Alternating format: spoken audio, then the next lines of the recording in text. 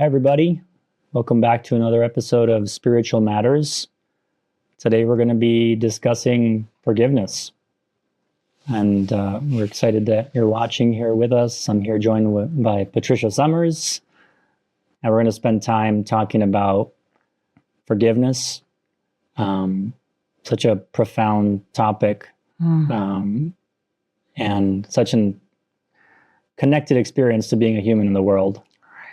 And so I'm excited to dive in with you, Patricia, today on this topic of forgiveness. Wonderful, everybody. Roberto. And this is a very powerful process that we have been engaging in either knowingly or unknowingly, probably since maybe, I would say possibly since childhood, certainly reflecting back that far. So, and it plays a key role in our ability to move forward in life to get to where we need to get.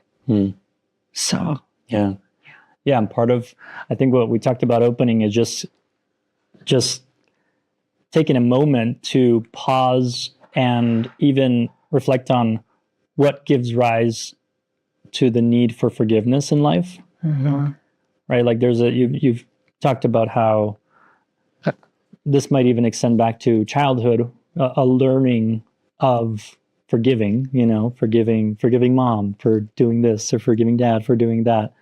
Even maybe when we were little toddlers, learning the process of forgiving or forgiving even like a peer, or in school, a little fight or whatever, or forgiving a sibling. It's like it seems like forgiveness comes with the territory of being a human, of being in this separate existence as an individual, having to relate to others in this world, which the world is kind of a sort of chaotic place where a lot of things can happen. And I think grounding ourselves in that reality, that there are like these two aspects that seem to give rise to forgiveness. One is the state of the world. And we'll spend some time talking about that. Like, what is the state of the world? What is this world that we encounter? And then the other is the state of ourselves and others, right? Like, what is this place? And then, like, what's the experience we're having? And recognizing that the reality is that because the world is chaotic, because the world is unpredictable, because it's challenging for everyone to be here, both materially, externally, as well as internally in our internal experience. And because each of us is having this experience of being a human, of being an individual, and everything that comes with that, all the internal turmoil, all the internal questioning, the difficulty of communication,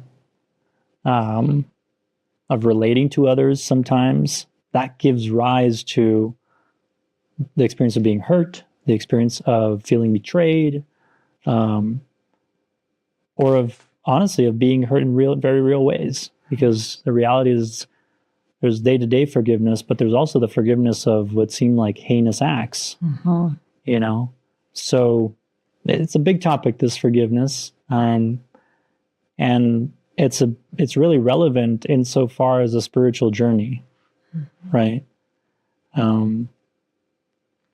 So I guess I'll pose that question of why is forgiveness so relevant in the pathway of spiritual development?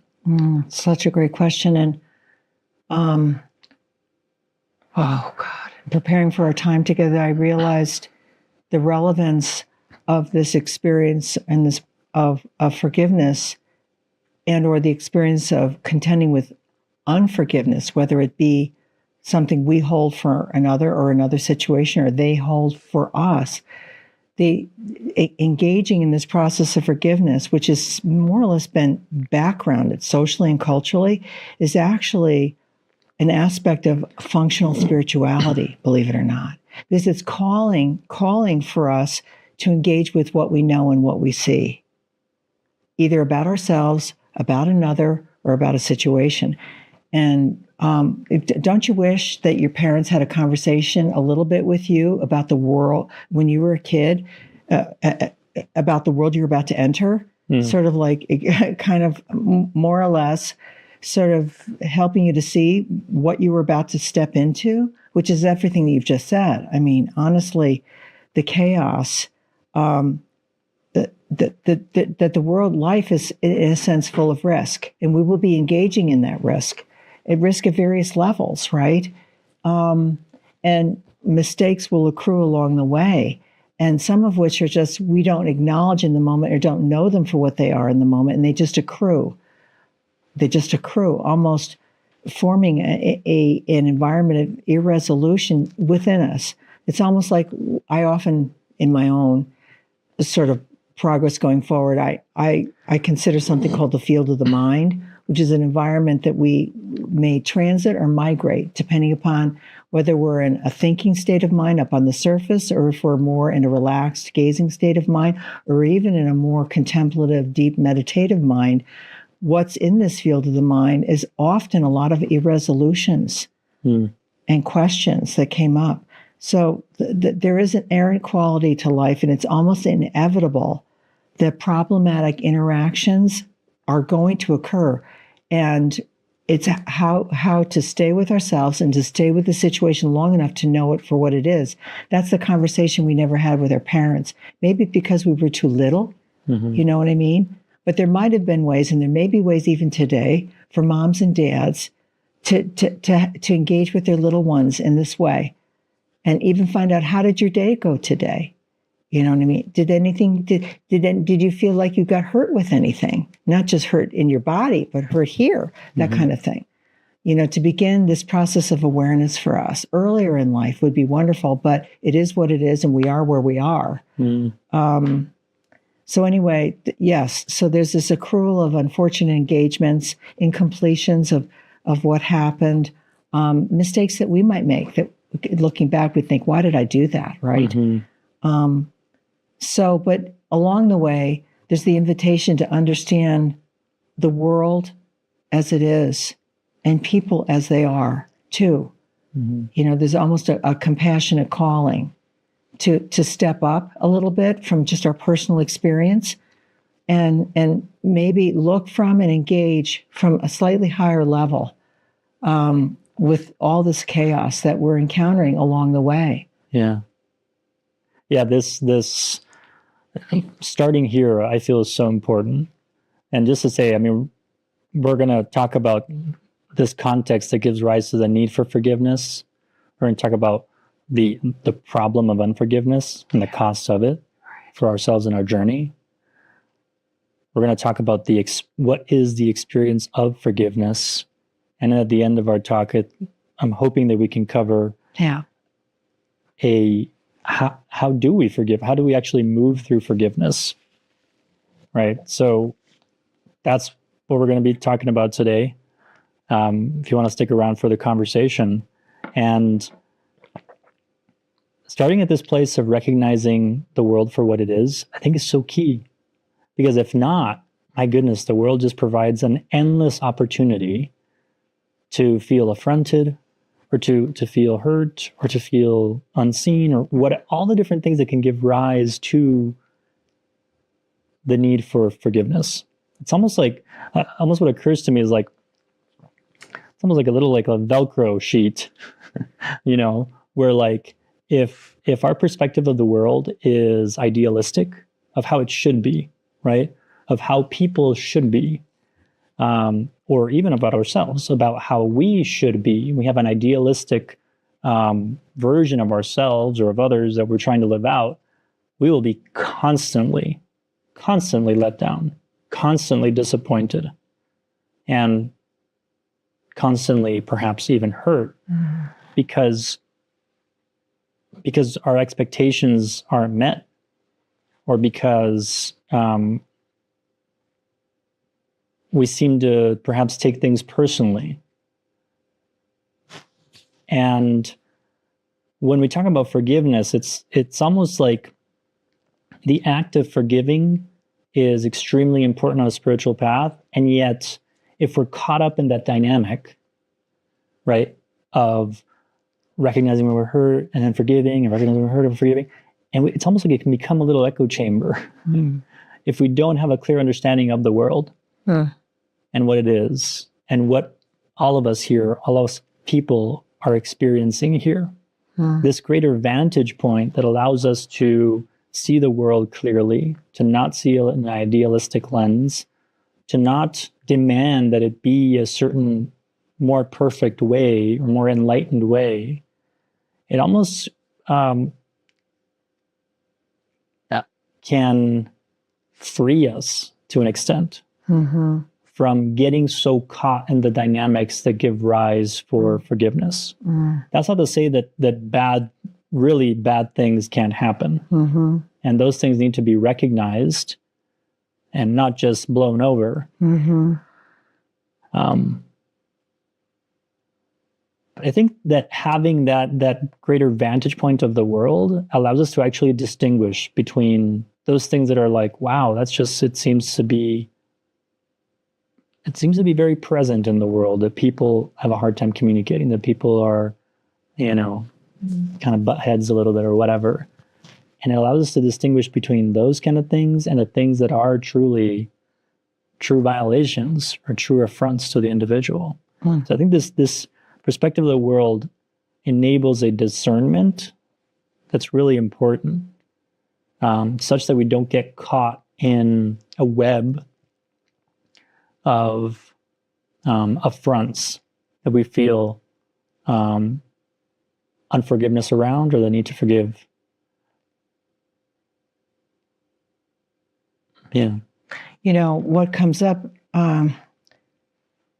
with regard to the nature of the world, the innate nature of the world that we've talked about a little bit here, which is chaos, error factor is ever always present, etc. One thing that comes up is this idea of navigation. Okay, that this is this crazy world, in a sense, entropic world, right, where almost anything can and will happen. And yet you and I have someplace we need to get to. So with that said, we're between us and that place, or within this environment of this world, is the need to navigate. And so that's one aspect. And so what does navigation consist of? Potentially, not totally, but perhaps seeing and knowing people and situations for what they are and how they are and how to engage or not to engage. It may be a key factor in our being able to get to where we need to get, right? So some of the pressure, internal pressure, we may periodically or consistently experience within ourselves, may be the need to get somewhere. That there's something within us that needs to be contributed, but within certain circumstances that aren't these, right? And so there's almost like a voice in the distance calling us to get down the road. And along the way, but at the same time, there's a deep respect for the road, and the impediments in the road, right? So forgiveness almost and or recognizing the relevance and importance of being unforgiven or yourself not forgiving another or a situation. With all this stuff is accumulating as you go, engaging in this process and this practice functionally, like functional spirituality wise, is very hygienic. In other words, does this stuff just accumulate and accumulate and accumulate and accumulate a weight and almost become a dam within you? Or is it something that you are able to contend with as you go to the best of your ability so that you can move? You know what I mean? And some things may be absolutely, utterly, almost unforgivable. And I need to and want to concede that, because I know that those things are occurring. Yeah. There's been demonstrations of this in the world, for sure, and within people's lives. So that's real.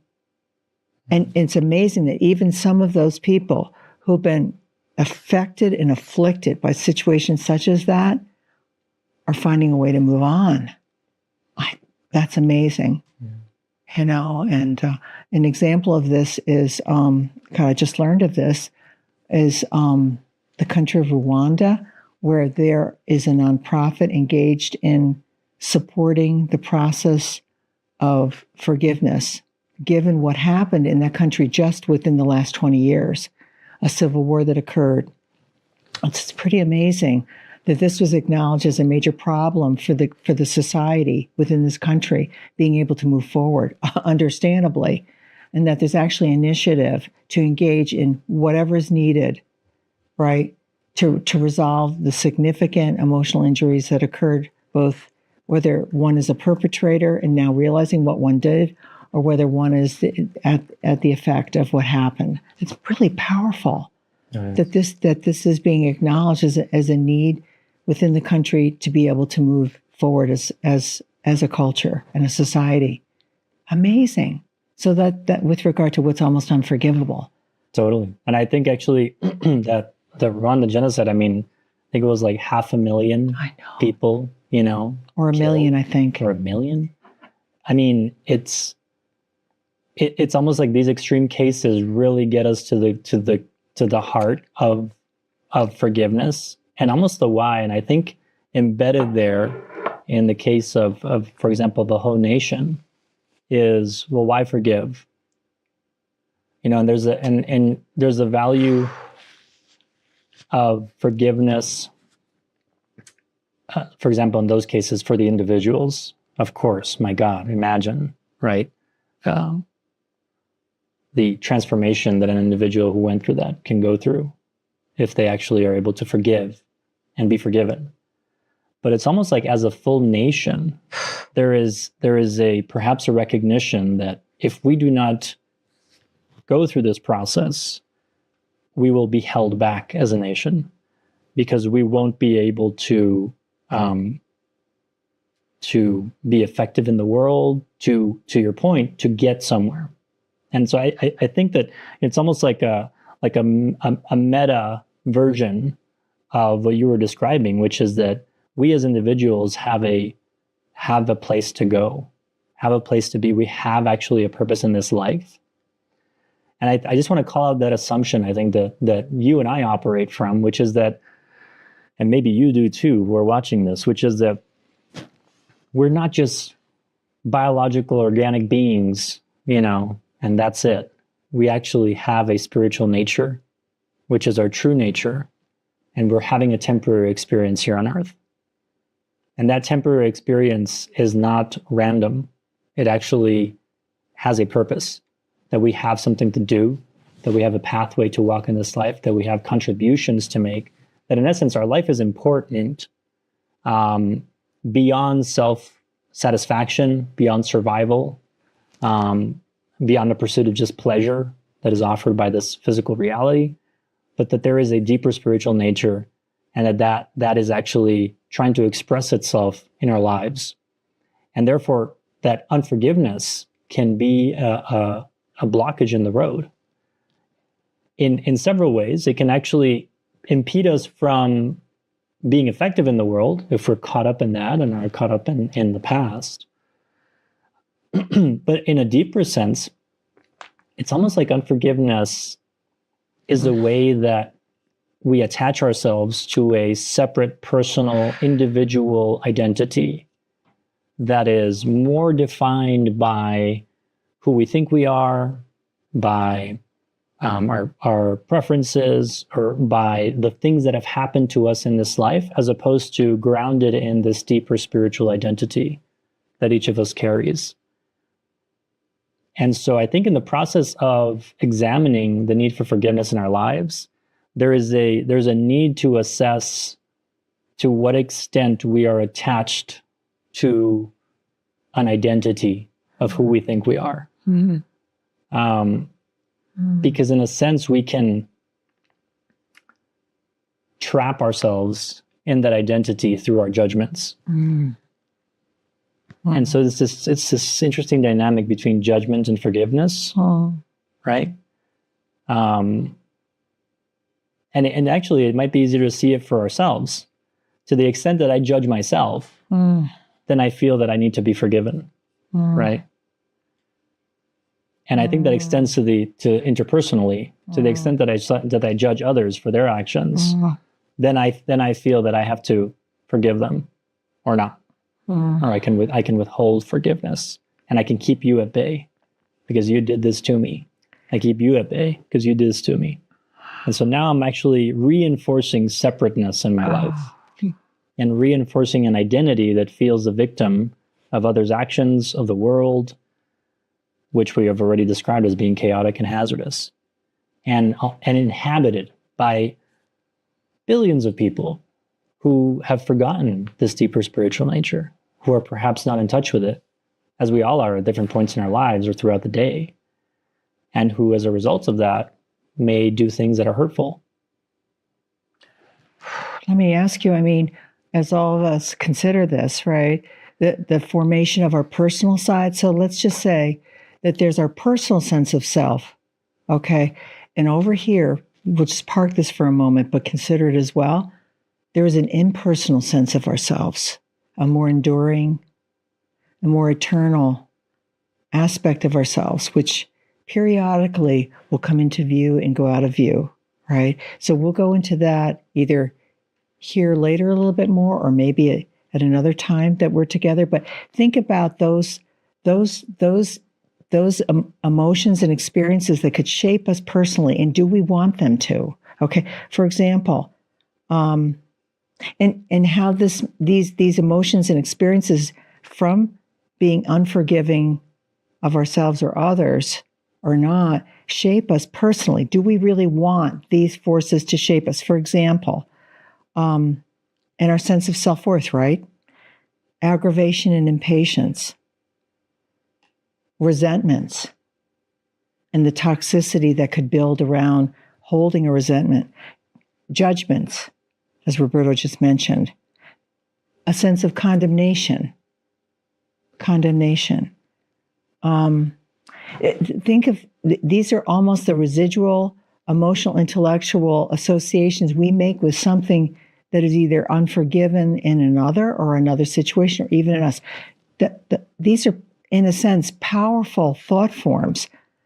So the power of engaging in the process of forgiveness is it could begin to dissipate these forces and create space for another environment to come into being around our development going forward. Because development is biotic. It's not just like you're nailed and that's what you are and how you are.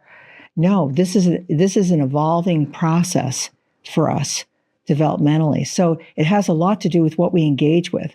So these are powerful forces. Do we want to be engaging with them, or should we contend with them? Recognize the experience for what it is, okay, and not just absolve it, but engage. And even if it's in a moment, it may require professional therapy for all we know. But the point is to engage with those consciously and say, do I really want to walk around feeling that way towards this person or that situation? Yeah. Or even this world. So that's a moment of almost, I don't want to call it a moment of decision, but in a way it is. And I think it's an important developmental moment for us. Yeah. So unforgiveness of ourselves and others, and the potency of that, and our need to really acknowledge and recognize that and say, wow, what's needed here? Yeah, I think there is a way in which we grab on to our judgment, condemnations, or turn it into ourselves, our guilt, our shame, our regret, right? So of others or of ourselves. And consciously or unconsciously, we grab onto those because to an extent, perhaps they give us some level of comfort in a twisted way. Like, I know myself in relation to these things. They become so familiar to me as far as my judgments of others or my judgments upon myself, that even though they're the things that trap me in perhaps thoughts that are not beneficial for me or actions that are not beneficial for me, they are familiar, and they give me at least a sense of who I am, even though I might not like who I am. and we attach ourselves to them. I don't know if this has been your experience out there, but it's almost a tragedy, right? Where we actually don't want to let go of these things, because to let go of them would be to go into the unknown, would be to actually open up the space for a new experience to arise and a new way of relating to others and to myself. And so I think that one of the first steps towards practicing forgiveness or forgiving the past is recognizing that it's a burden, that it actually is a load that is either slowing me down or keeping me in place. To bring that up, and a lot of people might know this, right? They might say, "Oh, I wish I didn't have those feelings. I wish I didn't have those thoughts." But it's almost like you said, it's like a decision point. It's to say, how long will I carry this? A year? 10 years? Until my deathbed? And then I'll forgive? So it's almost like bringing that moment, that inevitable moment of reckoning with the burden of this, to this moment, and to say, the cost is too great of not forgiving. And I think that some people have, this notion of forgiveness being something that's given to the other. In essence, that forgiveness is for the sake of the offender, right? And so I look at the offender in my life and I say, they don't deserve forgiveness because of what they did, and therefore I will not extend forgiveness to them. But it's almost like we're proposing a shift in that perspective, which is to say, it's forgiveness has two sides of the equation. Certainly that person at a deeper spiritual level will benefit from being forgiven. If there is a genuine experience, and we'll talk about what that experience of forgiveness is. But truly, there is value in forgiveness for the sake of myself, not for the sake of the offender or the person that I think has offended me, but because experiencing forgiveness will free me up of a burden, will free me from the attachment to something that happened in the past, which keeps me from being able to relate to the present as it is, and will therefore enable me to move forward in life. So that recognition of unforgiveness being first of all, existing in my experience, and second of all, it being a burden is fundamental. And sometimes that's very difficult because bad things happen in life. There are the small things, okay, forgiveness that we can practice with, but then there might be the thing that was truly wrong, that was truly a violation of trust. And those things, of course, can be very difficult to forgive. And in those cases, there might be a true recognition of like, no, you did this and it was wrong. Like you clearly did something that was wrong. And yet, my gosh, what a trap that can be for us. How it can almost tether us even to that relationship, even if we don't want to have that relationship anymore. The unforgiveness tethers us to that relationship completely. And prevents us from moving forward. Yeah. So it's almost like just an invitation to you who are watching is just, if maybe this conversation is stimulating you to remember aspects of your life or a person in your life that you have not forgiven, or that needs forgiveness, or that you need forgiveness for perhaps something you have done. So just being an invitation to kind of connect with that in your life, for this conversation to not just be a theoretical one, but a practical one. And to almost afford yourself the gift of considering what could be different if I forgave or if I was forgiven? How would it free me? Totally. And the other thing, to consider is what we're not advocating necessarily is absolving just for the sake of getting it out of your way, a situation that occurred either because of you or others or whatever, and I'll just absolve it because this is almost like a spiritual bypass in a sense. It's been referred to like, I'll just get that out of my way. What we're advocating is with regard to these situations, events and engagements that have occurred that are problematic, and are impediments in terms of our being able to move forward, is to see them and know them for what they are. Okay, the situation or the individual. To take, that's that step up in a sense, is to just step back, step up, and not to vacate the zone of hazard and pain. No, because we need to stay earnest and real as people. But at the same time, we have an aspect of our intelligence that has the ability, okay, and the tendency to just see something for what it really was. And in that moment, there are a number of forces that normally would stay vague and sort of to the fringes come into view. And it can, in a sense, more or less account for some or more or most of what occurred. And that's what's at the essence of being able to move forward and say, I get it, I got it, I see it. I also see what needs to be done, if anything. Can I commit myself to doing that? And now I'm going to move forward. I mean, talk about being a real honest person. That at the core of you being an authentic person, this is what contributes to that. To being a real honest person with real substance and compassion for the stuff that happens in life and that happened to you. I just want to say that. Yeah.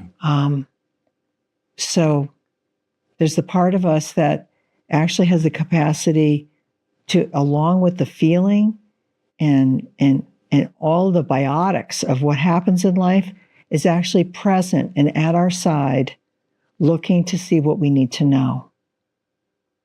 So in a way, I want us all to feel somewhat consoled by that we're not walking this road alone, that just embedded within our own intelligence and existence is an aspect of ourself that's attempting to see and know the road as we're living it. So you're not alone. I'm not alone. Yeah. Yeah, I think this is a tender subject, forgiveness. I mean, I can imagine there's, people who are watching this who have had really terrible things happen to them. And yeah, it's tender and it may be difficult.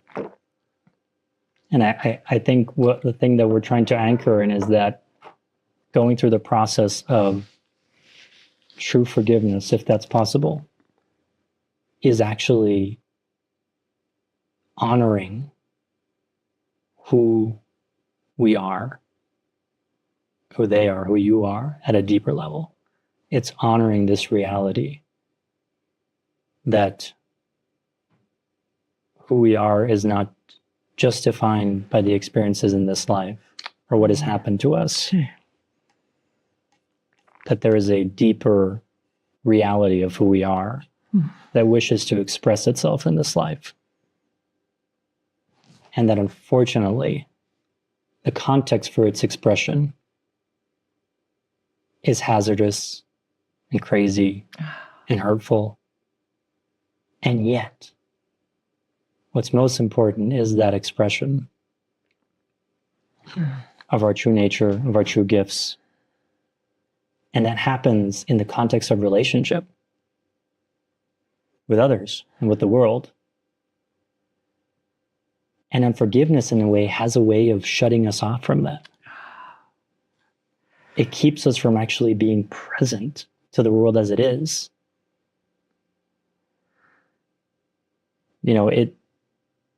it consumes our emotional and psychic energy in relation to something that happened in the past. So here we are in the present. Life happens in the present. Here is where we can experience this connection to a deeper source, to something greater. We can experience relationship as it's happening, not as we think it's happening. Communication. We can experience the mystery. We can contribute to one another. We can be creative. And yet, if we are tethered to the past through condemnation, judgment, or internally, shame, guilt, regret, suddenly we're less able to actually be present to this incredible experience and the experience of actually being present to another. And so unforgiveness has a way in which, like, if I am harboring unforgiveness towards, for example, a parent, and I encounter someone who reminds me of that parent, I'm actually not going to be relating to them as they are, because I haven't resolved this relationship that's keeping me tethered to something that happened to me in the past. And so now this is coming to bear for me as I relate to this person. Yes. And as opposed to having the beautiful experience of encountering a person really as they are, I'm instead projecting unconsciously, perhaps, those things onto someone else. So this is the cost of unforgiveness.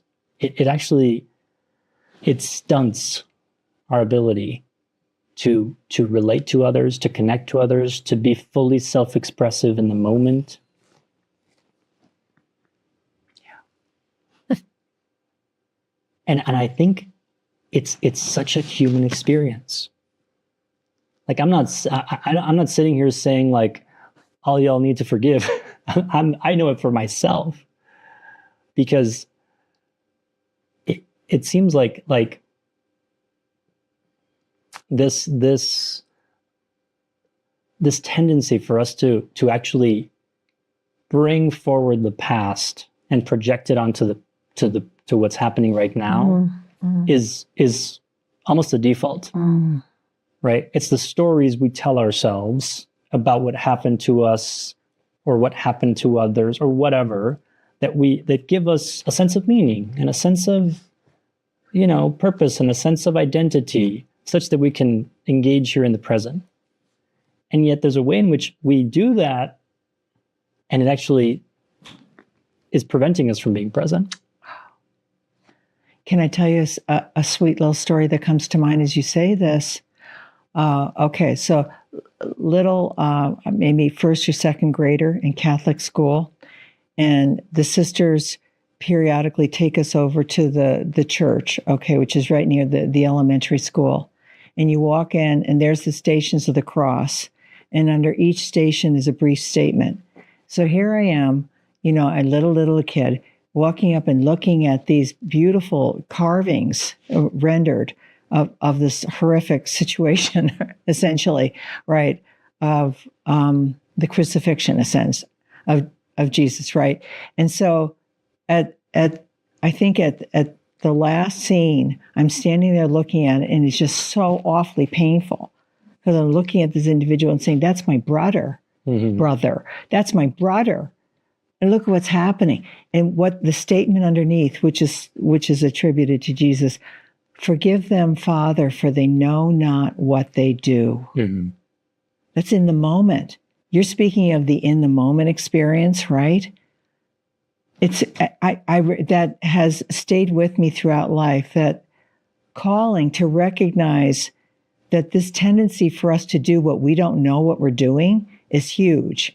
And all kinds of unfortunate things can evolve, and so forgive them, for they know not what they do. Even as a little kid going into the confessional, this is the Catholic faith. Forgive me, Father, for I did not know what I did, or I do not know what I do. So in a way, it's calling to us for self-knowing in the moment. the power of that level of presence of mind in the moment. And what that can contribute and what that might even be able to prevent, in terms of the accumulation of this stuff, So we'll talk later about a couple of processes that we can do to go back and retrieve some of this, consider it for a moment, maybe resolve it, absolve it, and know it for what it was, and be present in the moment as we go forward. But forgive them, for they know not what they do. Yeah. And how relevant that might be to so many of those situations as we do a little bit of a review and see how much did I know in the moment. So this is overall, in a sense, an invitation and a calling to this position of stepping up and looking from a slightly higher vantage point as we go day by day. Not that we can maintain that, but there's an invitation to adopt that position and to look to see what we see, and maybe even step down and step back into a less presence of minded state. So that's the calling and the opportunity for all of us in a way, in terms of just as we go forward now, and then there is the great, I think, benefit to reviewing and bringing forward what's occurred and seeing what can be resolved and relieving ourselves of that weight, because we're needed somewhere else. There are places we need to go and get to, and there's things we need to do, and there's people we need to be with. So that's the greater calling, in a way. Yeah. Forgive them, Father, for they know not what they do. I know. It's striking because, it's attributed to Jesus on the cross as it's happening. And almost like the visual of it, of being like up, having a higher vantage point, right? And what I think, let's just assume that Jesus did say this and experienced this in the moment. What understanding about people and about the world would enable that statement or that experience? So in essence, it's a greater vantage point of what's actually happening. And I think that the true forgiveness actually requires that. So in other words, if we are experiencing forgiveness simply from our mind, simply from that personal side that we've talked about, that felt the affront, that felt that had the experience happen to them, and therefore they felt the violation. If we're trying to figure it from that place, it's going to be very difficult and limited. Because that personal side, you can call it the mind, you can call it the personal self, you can call it the separate identity. It's just defined by the experience of this world. So it almost can't take a greater vantage point. Not the greater vantage point that would allow me to recognize the deeper spiritual reality in another person. That deeper recognition, that for me to recognize the spiritual identity in another, that which lies beyond their identity in this life, this personal self, they're defined by their actions and their beliefs and their preferences and whatever. That recognition has to happen, in essence, from this higher mind, this higher self within me. So in order for me to recognize that within you, I need to recognize that within myself.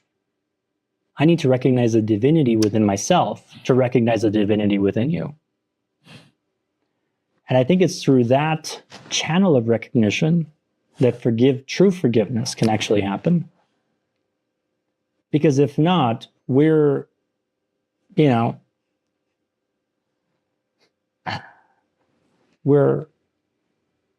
operating from a very limited understanding of what the heck is even going on in the world. We're operating from that side of us that, in essence, knows not what they do, that is lost, that has no greater perspective about life, meaning, purpose, relationships, God's presence.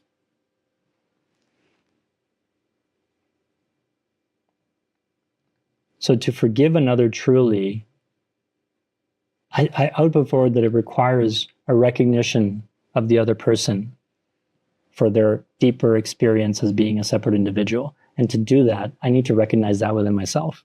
Mm-hmm. And this is what I think we've been alluding to here, which is this notion of my life has a purpose. That I need to actually overcome the obstacle and let go of the burden of unforgiveness because I need to move forward in life, because my full, complete presence in life in this moment is needed, because it needs my contribution. It needs my full self. It needs me to be a vessel for this greater power. And this invokes a recognition of who we truly are. And from this perspective, I think forgiveness becomes almost a different game. Not game, I don't want to make it sound trite, but we're not trying to rationalize what happened. We're trying to see it clearly for what it is from a greater vantage point.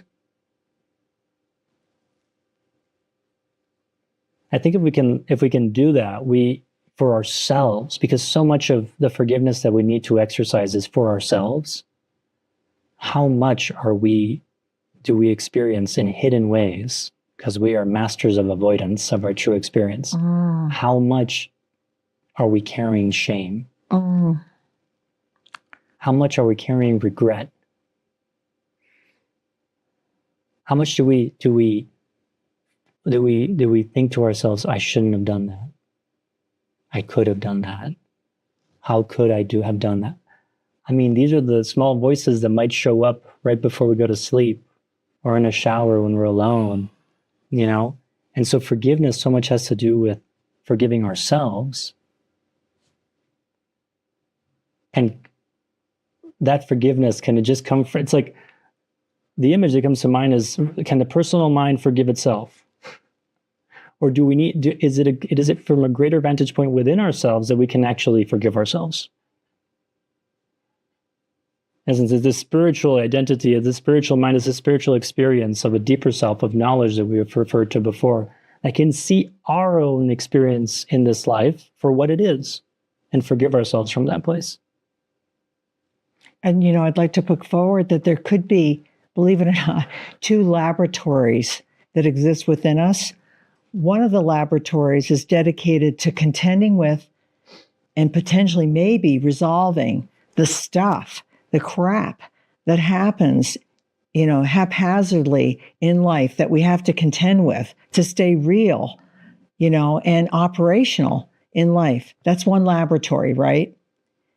Then there's another laboratory, which is the environment where we're incubating a greater conferral that we perhaps have received coming into this life that has to do with what the world needs and how we can help. And it's really endearing to see that both these laboratories exist side by side in a sense, right? Now that this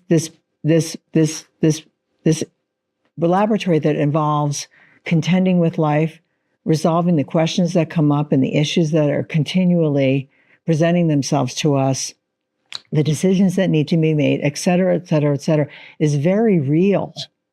And to honor it for what it is what it is. It's almost part of of our existence and even being here. But there's another environment that's in process that needs our presence as well. You know what I mean? And so I think it's important for us to realize that we need to contend with life as it's presenting itself to us and in the costs that are being incurred as we go. And at the same time, we're needed over here. This is not solely what we're about. Can you imagine being about just the haphazard nature of life and all the stuff you may personally not want, when there's something else that's calling you, that's need-based regarding the world. I mean, look at the condition of the world we're living in, and look at what it itself is calling for. Look at what it has given us collectively and individually. Amazing. What a beautiful place this is. But look at the condition it's in and the dilemmas this world is facing, right? Understandably, because of the development of an emerging race, right? And so there's a calling going out. It's both innate and higher. Innate because we exist in this world. We're a native inhabitant of this world, right? But there's also a higher calling being emitted, both from the world and beyond the world, right? So this is this other laboratory. Cool. And so what we're talking about today is a process by which we can contend with what's accumulating in our experience of life and living earnestly and honestly. So we stay real, right? And compassionate. This isn't just us going through this stuff. This is people all over the world going through this stuff, right? So it's real. It's real. It's almost like in the biology world, they call it oxidative stress. It's just this oxidative stress that just accumulates just by the mere fact of being in this world and breathing oxygen. Okay. So anyway, I say that because that was part of my academic training in college, but anyway, it was biological sciences, but be that as it is. So I feel that we're all experiencing, well, I can't speak for all of us, but for many, many people, we're experiencing the need of the times that we are now living in, and they're real. And so this process of engaging in reconciliation, self-knowing, and knowing situations in life for what it is as we go will help us. We'll spend time in that laboratory, but we'll also hopefully free us up enough to spend time in this other laboratory. Yeah. And we may migrate between the two, and that's very real. We want to be real people in all this. This is not idealism we're talking about, And so, yeah. Yeah. Cool. So what we're talking about in terms of engaging in this process of reconciliation and forgiveness is it could definitely impact the quality of our life, to the degree that we're able to engage in this. Quality of life is important. It's important, what supports our physical and emotional health, right? Certainly the resolution or the acknowledgement of certain things that have happened that we wish they didn't, and to free up mental and emotional resources. I mean, this is a very constructive process we're talking about engaging in, right? Creating understanding and awareness, greater understanding and awareness. That actually contributes over here to this other laboratory environment. That's what we bring over there to this other laboratory environment. And potentially experiencing greater compassion for the world, for society, for people. I mean, that's a potential result of engaging in this process of forgiveness. Maybe even developing a greater understanding of the state of humanity, our race, humanity. Think about what we're going through and what we're about to go through, what we have been going through. You know what I mean? Our being here was an invitation to engage and to be part of this process. It's a messy process. We're an emerging race, emerging into a larger framework of intelligent life. There are hazards, there are opportunities. We're needed out there. This is our destiny, So we have an opportunity right where we are in life to contribute. Yeah. So, and along the way, to carry a sense of empathy for this crazy situation we're in, and for those that we share this environment, and to know that error and is perhaps just inevitable. Inevitable. As opposed to something that was done to me. Even though there are times where that is definitely the case, I'm sure. So it's an interesting and powerful process to reconcile all these realizations, I feel. And it makes you more available. And just this process unto itself makes you more available as a person, moment to moment with others. And there's some kind of, there's a value there that I don't know that we can measure or account for. So anyway. Yeah. Yeah, I think about, just as you said, that making ourselves more available. I think about being available even to children, to our children, right? Is like, to what extent are we not available because we actually we're stuck back there in the past, you know? Yeah. So one thing I want to share is, this is something I've learned from my own experience, is the extent to which I judge others, I judge myself. Like, I found that to be the case. When I am very judgmental of others, I become very judgmental of myself, or vice versa. If I'm very hard on myself, I'm very hard on others.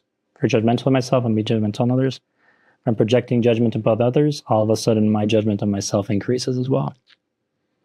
And there's a similar dynamic where, to the extent that I am unforgiving of myself and my errors, I am unforgiving of others. And so what I would say is that if there's someone out there, if you find yourself having a very hard time forgiving others, forgiving people from your past, maybe the place to start is examining the places where we need to forgive ourselves. Where am I unforgiving of myself? And going through the process, maybe even with help, maybe with a therapist or whatever it is, to go through the process of examining those places that I retained this judgment on myself and this unforgiveness of myself, because that might allow me to experience more understanding and empathy and forgiveness of others. I think this is a valid process to go through. In my experience, there's, as I mentioned earlier, so many ways in which we hide from ourselves, our true experience. And the fact of the matter is that if we're human, we have most likely made mistakes and errors. We have most likely done things that have hurt others. And if we feel unforgiving to ourselves about those things, about those mistakes, those errors, we might be stuck. That might be a place to start, might be a good exercise to do. And some of this actually might require doing the work, is actually sitting down and doing the work, reviewing in writing, sitting down with a notepad or a notebook or a journal or whatever it is, to actually review and heal the past. To actually go through the process of accounting for the places where unforgiveness lingers in our experience, either towards oneself or towards others.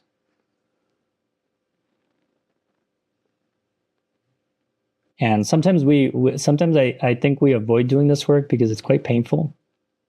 In other words, like going back to the experience is actually quite painful, so we just avoid it.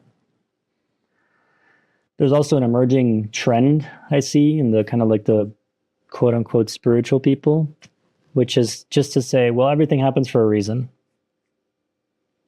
And so it's kind of like that spiritual bypassing. It's like just waving magic wand. Well, everything happens for a reason, and therefore that must have happened for a reason, and therefore I can move on.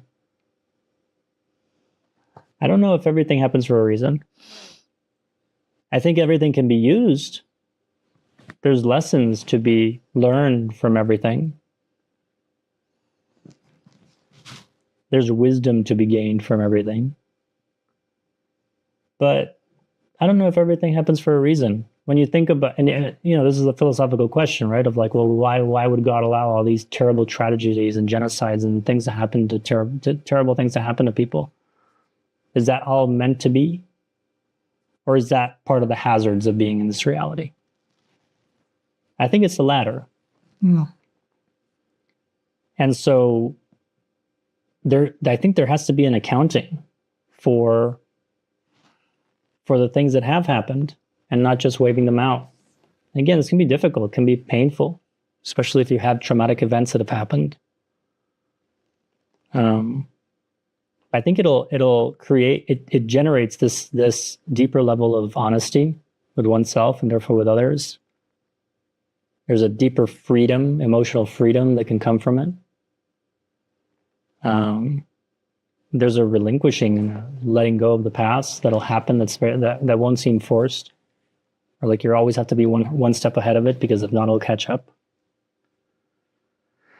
So I think this is the call to actually, what can people do is actually go through the process, revisit those relationships, bring them to mind.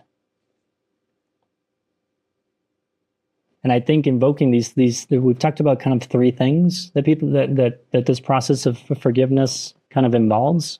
I think just to name them, the process of forgiveness involves three things: a recognition of the other at a higher level, at a higher spiritual level, so that I can see them beyond just the actions that I feel have offended me. And doing that requires me to see myself at a higher level. I mean, the second is to remember that there is a purpose for my life. There is something that I need to get to. And that going through the process of forgiveness is in service to that. That there is actually a reason for me to actually forgive, so that I'm not trapped and bound to the past, and that I'm not burdened by things that become obstacles in my journey. I think the third is also, in this practice of forgiveness, is as we're recounting the things that might have happened with someone in our past, really trying to understand the circumstances that led to them acting in that way. I mean, I think one of the key examples here is like our parents. I think I heard someone say the other day, don't worry about messing it up as a parent, because you'll definitely do it. Like, you'll definitely mess up. You'll definitely make mistakes. You'll definitely do things that you wish you hadn't. Everyone, to varying degrees, had experiences with their parents that were difficult. And yet so many people, perhaps in adulthood, haven't actually resolved that. And so they're stuck living in relation to the past, living in relation to their experience of being a child. And they might project that into their relationships in the present. And so one of the places where a lot of us might have to find forgiveness is in relation to our parents. One of the most intimate relationships that we'll ever have in life. And that process, I think, involves going through an attempt to understand them, their circumstances. What was their upbringing like? What challenges did they encounter? What limitations do they have? Did they have back then? What could they see and not see? What were they willing to see within themselves and their own past that led them to act in the certain ways that they did or not? All these things, I think, give a greater level of understanding and empathy regarding how someone could ever do something like that. And realizing that if I was in a similar position to them, if I was them and had all those experiences that shaped who I thought I was, I might have actually done something similar. I might have solved the problem in a similar way, given what I had available to me. Wow. What you're saying is so relevant. In fact, someone recently just conveyed, it wasn't a story, it's a real life situation that has impacted them developmentally. And it had to do, they cite amazingly, they had the insight to such a degree they could see that where this whole thing, these difficult situations began were with their grandparents who had immigrated around the turn of the last century from Ireland. And at that time, there were tremendous issues and stresses for immigrants, as there are worldwide even now. Okay. And so what this individual saw is that those stresses were conveyed upon this person's father, okay, directly, and how the father, being impacted by those direct stresses, began to exert those same stresses upon them. And so their ability to look back in time and to see this in a sense, conferral of stress forward from a prior time in the family to the present, enabled this person to begin to lay to rest and what they went through with their parent, which is really, really endearing to hear. And something like that occurred in my own family in a very similar fashion. And if you just think about today and going forward, the potential for people to need to immigrate and the stresses that are to come, will be brought to bear on those populations, those peoples. I mean, it's going to be enormous with climate change. It's going to force hundreds of millions of people to have to immigrate if they can. And the stresses that will create both for the resident population and for the immigrating population, et cetera, and how that may play out going forward. I mean, it's significant, right? Mm-hmm. Potentially. So for us to gain some insight into what we have experienced to date, the real life experiences that are legitimate to date, and to not that we will fully be in position for this, but this issue of unforgiveness, and its accrual is significant in the moment, present time, and going forward. And so for us to be more aware than we ever were of this whole thing, this whole process, and to face it, starting with ourselves, whether it's sitting down and just, not that you have to do it repeatedly, but doing a life review, potentially going back to childhood and coming forward and seeing those situations that have played forward for you that may have contributed to where you are today and how you are today. And then just to see if you can take a step up and look at them and see those situations for what they were or what they are. That's that's actually a service to humanity, believe it or not. I know that may be seeming like we're overstating that, but that's a service to the spectrum of relationships you're presently engaged in, and to society at large. Cool.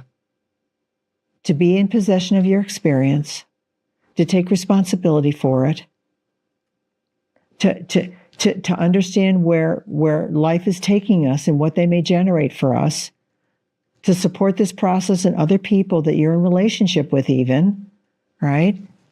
That's a contribution unto itself, to say nothing of the other laboratory. The other laboratory that you're engaged in, hopefully, whether knowingly or unknowingly, which is the laboratory of contribution to the world in a more directed sense and pertaining to your actual reasons for being here. So I'll just say that.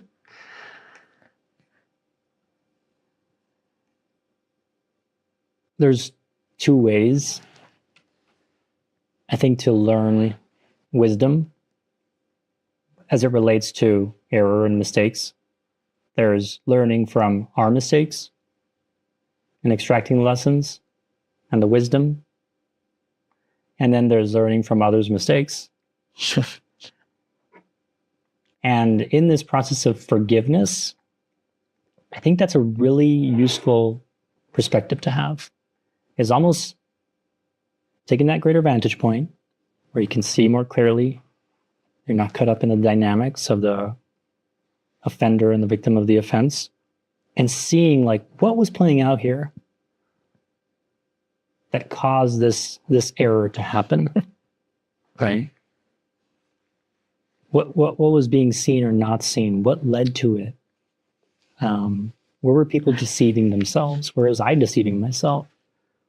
So it's almost like when you use this laboratory term, I love it because what it does is that it almost makes it so that we're learning, we're studying, and as we invite people to do this practice of reviewing the past, there's a certain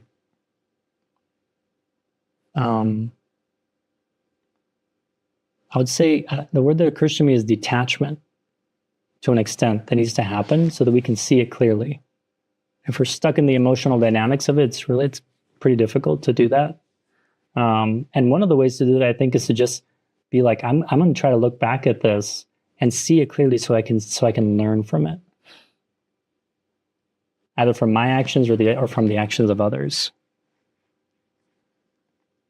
And it might just be a little trick to trick the mind, trick the self to engage in this more examinatory approach, which can ironically lead to more empathy for oneself, for others, for what leads to those sort of actions being perpetrated upon one another.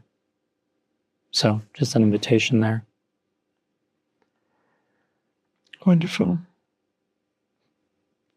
Yeah. So moving forward. Yeah. Yeah.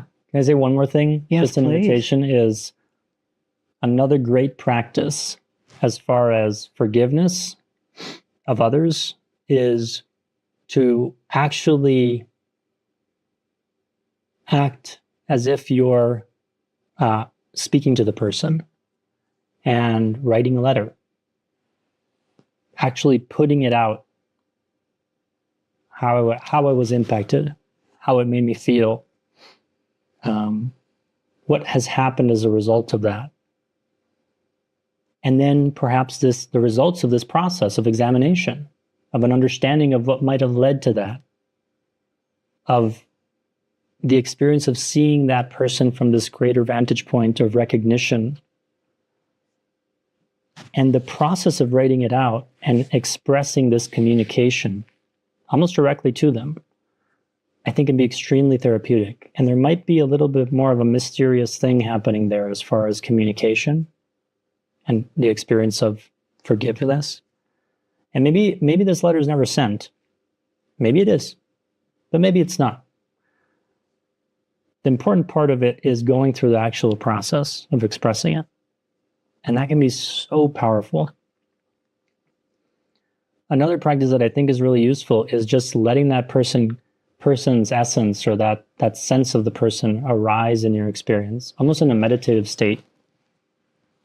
So it's not a lot. I've heard of people doing this, for example, with people who have passed on, who have died, and they may have a certain sense of irresolution.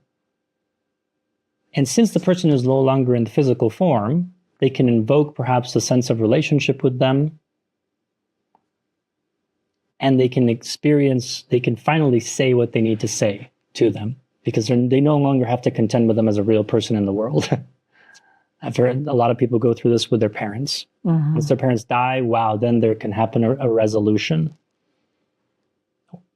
And just bringing to mind that relationship, bringing to mind the essence of that person, bringing to mind, and almost like allowing in a meditative state for that to arise in one's experience, and just to express from that state, and just a moment of privacy, to express that forgiveness. Whether they're alive or have passed on, it's all the same. But to have that experience of actually releasing them, forgiving them and releasing them, if that's a possibility in one's experience at the moment. I think that's a really powerful practice. Right. So.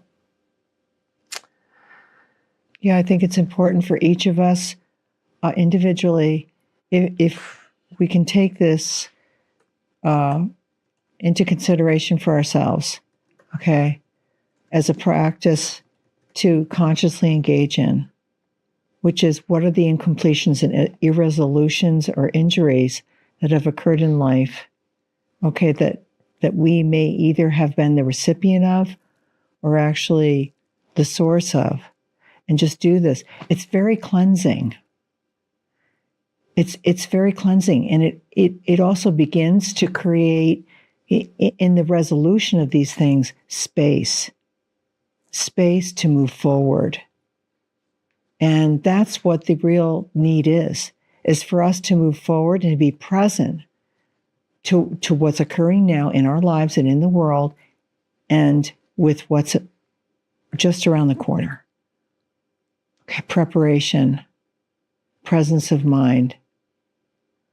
And so be open. You may have momentary experiences of realization, or maybe not. I don't want to predict this. They may occur for you. So certain things may remain irresolved for a period of time. And as you move forward, insights and resolution may begin to come either in a moment or sequentially. And so to be aware and to be present to that process as it's occurring is very powerful. And again, it enables you to take the energy that otherwise would be attached to those situations. That energy is now, in a sense, resolved and freed up to go forward in this other environment. And at the same time, along the way, you can only imagine how this whole process is taking place in other people.